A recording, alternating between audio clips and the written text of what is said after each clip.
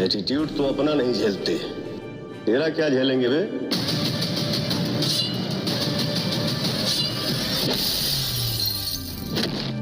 भौंकते तो आवारा कुत्ते हैं, दहशत हमेशा शेर की होती है।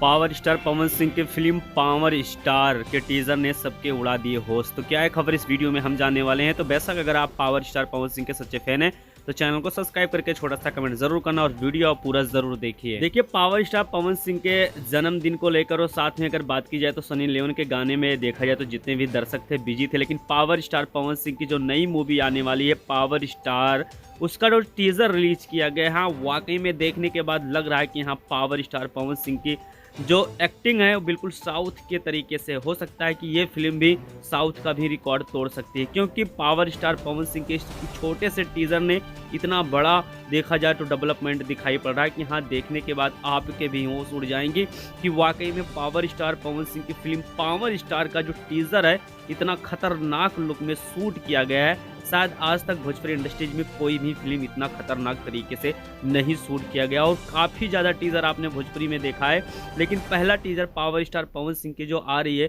पावर स्टार का जो टीज़र रिलीज हो चुका उसका टीज़र देखने के बाद आपकी भी होश उड़ जाएंगे। तो वैसा आपने देखा नहीं है तो देखिए और देखने के बाद हमें कमेंट बॉक्स में कमेंट जरूर